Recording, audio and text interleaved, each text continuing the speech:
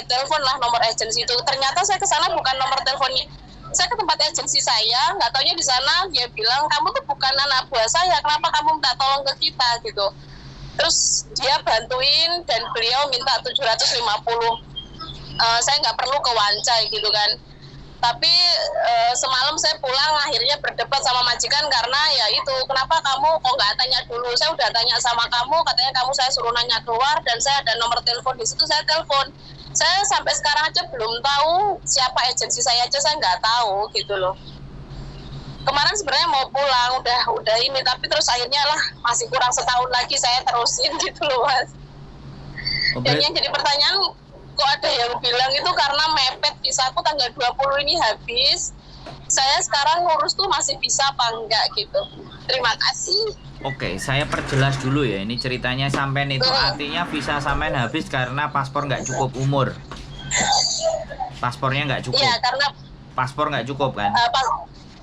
Paspornya udah paspornya udah hidup lagi. Nggak, saya nanya kasusnya dulu itu paspor sampean berarti nggak cukup awalnya. Iya benar. Iya, nggak cukup 1 tahun. Nah, itu loh maksudnya. Jadi tak perjelas dulu karena dari ceritanya sampean kan aku harus menyimpulkan dulu ini persoalannya apa. Nah, jadi kalau paspor sampean tidak cukup, visanya itu 1 bulan sebelum paspor mati itu visanya pasti sudah dihabiskan. Makanya paspor sampean itu kan sudah dikasih waktu kalau pemerintah kita itu 6 bulan sebelum mati paspor kita harus diperpanjang dulu. Setelah diperpanjang baru urus visa. Kan gitu ceritanya, Mbak. Nah, gitu. Nah, sampean itu kasusnya juga begitu. Nah, sekarang paspor sampean sudah baru lagi. Baru sampean ngurus visa lagi gitu. Jadi ngurus extend visanya ke imigrasi. Nah, seperti itu ceritanya. Jadi itu tidak ada masalah. Kalau sudah sampean urus dan sudah bayar 700 kepada orang yang nolong sampean. Nah, sekali lagi yang nolong sampean harus tahu kantornya. Harus ngerti kantornya nanti supaya apa kalau ngambil apa semuanya beres dan sampean bayar harus terima resit. Di Hongkong harus terima resit. Ya nggak tahu sampean terima resit apa enggak. Nah, itu juga itu persoalan. Jadi sampean ngasih duit ke orang, sampean nggak minta resit. Kemarin loh, maksudnya di SMS di itu belum dijawab, makanya terus visanya juga mepet banget. Terus akhirnya telepon ini dapat nomornya agensi, makanya aku mau nelpon ke siapa lagi minta tolongnya, Masya Allah. Akhirnya kemarin saya udah bayar cash 750 dan pulang nggak dikasih resit gitu loh. Ini juga kebodohan aku juga ini. Yang penting, makanya gini, yang penting kan sampean tahu di mana sampean membayarnya, di kantor mana sampean ngasihnya. Bukan ngasih di jalanan loh ya. Kalau ngasih di jalanan ya bahaya.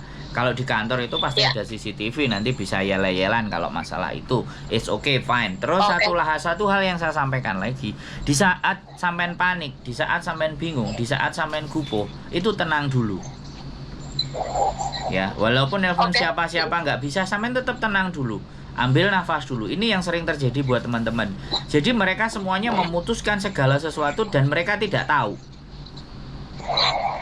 Terus siapapun yang datang duluan itu pasti yang akan dia percaya. Tidak juga seperti itu.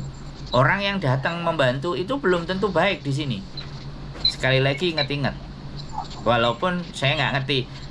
Pikiran jelek, kalau saya menaruh pikiran jelek selalu ada 10-15%. Tidak lebih dari 20% pikiran jelek. Jadi pikiran jelek itu hanya sebagai bentuk kewaspadaan dan kehati-hatian. Jadi bukan positive thinking 100%, tidak. Makanya orang-orang yang gampang dibodohi, ditipu itu kan 100% positive thinking. Positive thinking tetap 80-85%, negative thinking 15%. Sehingga kita bisa menyeimbangkan antara logika dan ketika kita mengambil keputusan dalam posisi panik. Ini masalah. Iya, Mas, benar. Oke, jadi sekarang sampean sudah diurus sama orang yang sampean kasih duit. Yang penting sampean ingat-ingat, sampean tinggal follow up aja, nomor teleponnya sampean juga ada. Terus pastikan sampean tahu namanya dia, terus tanyakan juga agennya apa di situ. Gak usah disebut di sini, ya. Yang sampean harus yang sampean harus kejar itu aja. Sebenarnya setiap agen ketika persoalan seperti sampean itu tidak masalah. Terus yang jadi lebih parah lagi adalah sampai nggak tahu agent sampean mana. Nah ini berarti majikan sampean kemarin itu waktu ngambil itu pakai agent apa? Sampean lihat copnya. Sampean lihat copnya di kontrak sampean. Gak usah disebut di sini. Iya itu mas. Gak usah iya disebut. mas, itu maksud saya itu. Itu kan ada copnya kan di kontrak kerja loh. Nah itu yang saya hubungin mas. Yang itu yang jadi permasalahan, itu yang saya langsung hubungin karena si majikan nggak ngasih tahu agenku siapa. Udah pernah tanya. Kan maksudnya ada yang ngasih tahu, kamu tanya sama majikan agensimu siapa. Terus nanti kamu kan diteleponin tuh sama agensi kamu apa aja yang perlu dibawa ke Wancai. Sedangkan saya tanya sama majikan cuma ada bilang kamu sendiri jalan ke Wancai, kamu bawa uang 230, udah gitu aja, nggak ada yang lain. Terus setiap saya tanya sama beliau tentang agensi kan beliau kayaknya nggak ngasih nomor telepon ke saya gitu loh, kayak nggak direspon. Akhirnya saya memutuskan kemarin bikin paspor, ada yang nyaranin, Mbak di kontrak kerja kamu kan ada stempel itu tuh ada nomor telepon, itu nomor telepon agensi kamu gitu toh. Akhirnya kemarin saya telepon, terus agensi itu bilang, Mbak kesini aja ke kos WB. Kemarin saya ke sana siang mas saya ke sana. Terus saya masuk sana, agensi ada bilang gini, Mbak ngapain kamu kesini, kok bukan si A ini yang ngurusin visa kamu, kenapa kamu kesini? Loh, saya nelpon ini atas nomor kontrak kerja loh, ini nomor telepon, iya ini nomor telepon kita, tapi ini kamu bukan anak saya gitu loh. Sedangkan yang agensi A juga bilang saya itu bukan anaknya dia dan dia nggak kenal sama majikan saya. Kan ini lucu dong mas. Nggak. Terus semalam saya minta tolong gimana? Sebenarnya mohon maaf saya potong, nggak lucu. Itu yang terjadi di Hong Kong. Jadi gini, sampean datang di job itu di nomor itu, tapi sampean dianggap bukan anaknya dia, berarti sampean di agent sub. Ada sub agent, bisa dipahami. Jadi gini, agent yang dapat capnya di situ adalah agent-agent yang ditunjuk sama KJRI. Nah, majikan sampean datang ke agent yang tidak ada hubungannya dengan KJRI, kemudian dia minta job ke agent yang nomor telepon itu sampean, bisa dipahami nggak? Paham banget, karena yang agensi yang ada jobnya yang saya kemarin ke situ dia bilang seperti itu. Kenapa kok dia nggak tanggung jawab? Itu bener persis sama banget yang sama mas bilangin. Nah itu namanya sub agent. Jadi makanya gitu makanya saya potong sebelum cerita sampean, ternyata alurnya seperti itu. Ya it's okay. Berarti saya nggak ada masalah. Yang penting itu di agent itu agent yang berhubungan dengan KJRI lagi. Jadi yang sampean datengin itu yang ada hubungannya di KJRI. Tapi agent sampean yang sebenarnya yang dikenal sama majikan sampean itu sub agent. Itu yang membuat teman-teman jadi kadang-kadang bingung, blidru, ABCD, bla bla bla bla. Karena majikan kan nyari biaya yang murah. Jadi kalau di agent itu pasti biayanya jauh lebih mahal. Tapi ketika yang di sub agent itu bisa jauh lebih murah. Nah itu orang Hong Kong memilih pasti yang lebih murah. Iya benar-benar. Tapi wis oke. Terus? Enggak, karena kan dari awal saya nggak tahu agensi saya siapa. Pokoknya persis yang mas bilang. Terima kasih banyak ya mas, ini aku udah masih baru di Hong Kong. Jadinya kan kayak orang goblok malah digoblokin. Biasanya cuma nangis. Oke. Sekarang nangis ini sampean boleh bilang baru, tapi sekarang internet di Hong Kong kan tidak seperti di Indonesia. Banyak channel-channel YouTube yang memberikan informasi. Sampean perbanyak nonton itu semuanya supaya sampean dapat pengetahuan.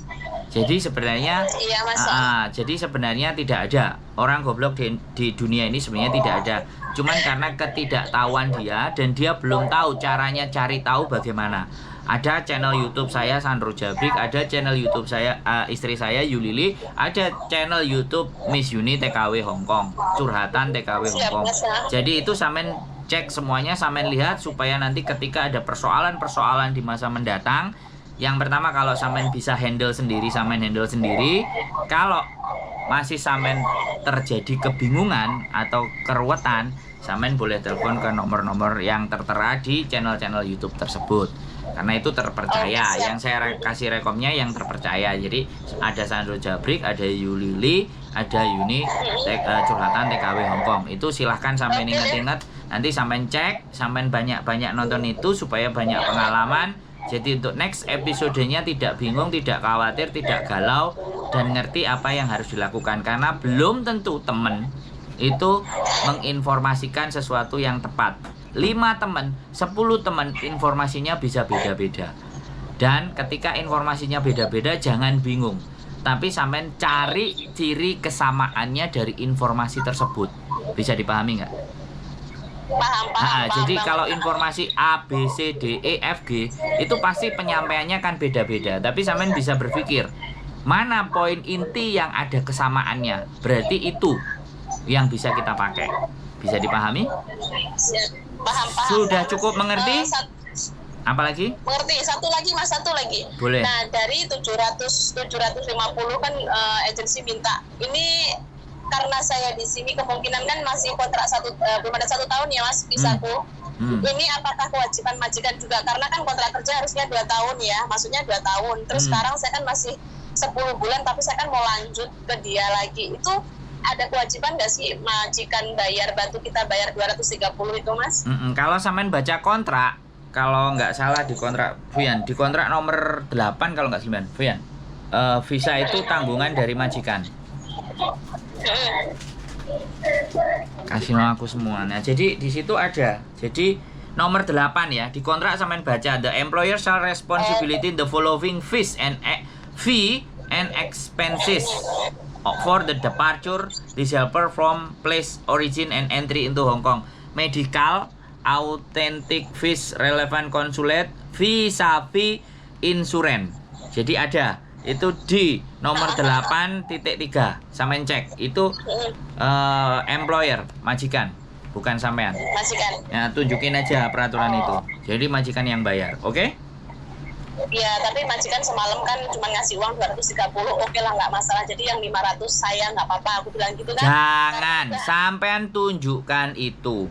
Oke, tapi kalau sampean sendiri yang mau bayar, sayang itu di luar batas kemampuan saya. Tapi di kontrak ini sudah tertera. Di kontrak ini sudah ada tertera.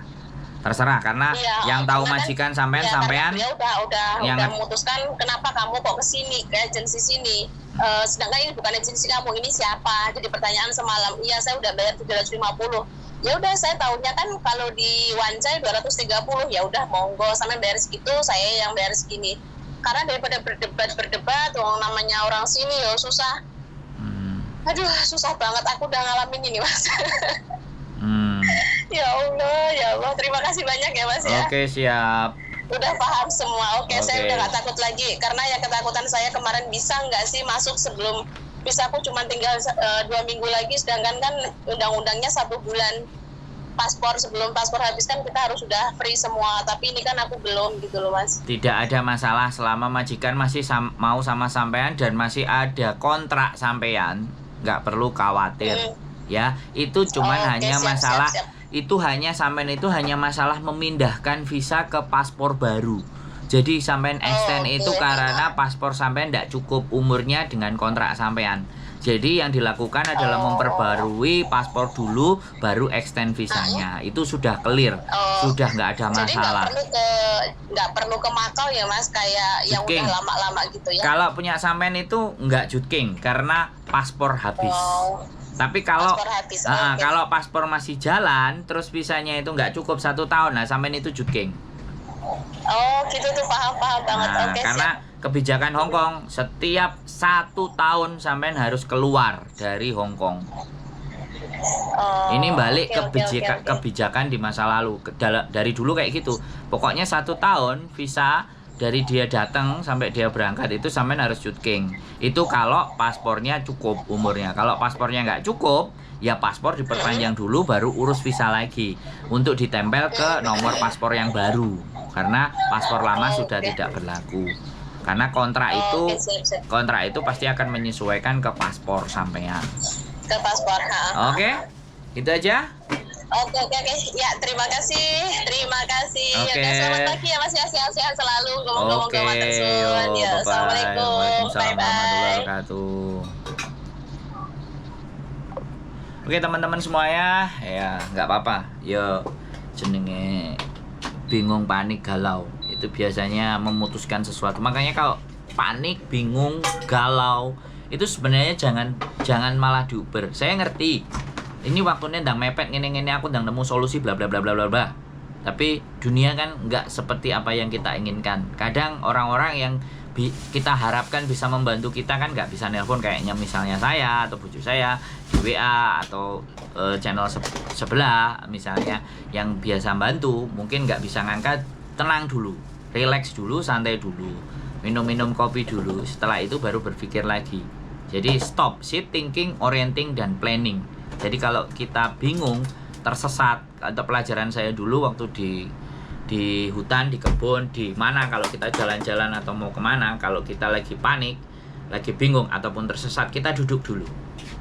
Kita lihat dulu diri kita lihat alat apa yang bisa membantu kita, tenang dulu, minum kopi dulu, tenang, santai, relax, pikirannya jangan terkemerungsung dan buru-buru, slow. Setelah itu baru putuskan, baru harus apa yang direncanakan, oh aku harus ke sini, harus ke situ, bla bla bla bla. Nanti kayak gitu. Kalau panik pasti bahaya.